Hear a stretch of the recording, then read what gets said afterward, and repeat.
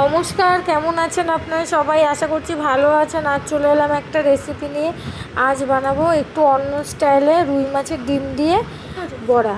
তার জন্য এখানে নিয়েছিলাম গ্রেট করে একটা আলু, পেঁয়াজ কুচি, লঙ্কা কুচি, লবণ, হলুদ, জিরের গুঁড়ো, লঙ্কার গুঁড়ো, আর দিয়ে দিলাম একটু পোস্ত আর একটু বেসন দিয়ে এটাকে ভালো করে চটকে নেব। চটকে নিয়ে তারপরে দিয়ে দেবো মাছের ডিমগুলো, দিয়ে এটার সাথে ভালো করে মাখবো। মেখে তারপরে বড়া করব। এটাকে পুরো একদম গলিয়ে মেখে নেব। আর এইভাবে বড়া করে খেতে কিন্তু খুবই ভালো লাগে গরম ভাতের সাথে। যদি কাঁচা লঙ্কা আর ঘি দিয়ে এইভাবে মেখে খাওয়া যায়, এর থেকে স্বাদের মনে হয় আর কিছু নেই।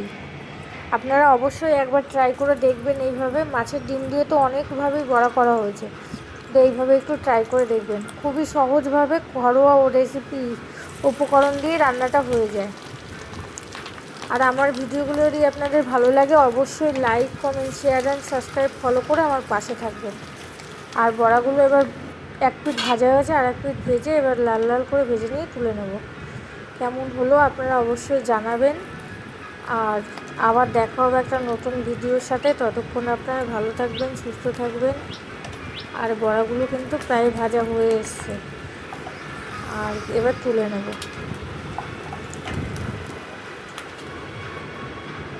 এই যে কেমন হলো, টাটা, বাই বাই।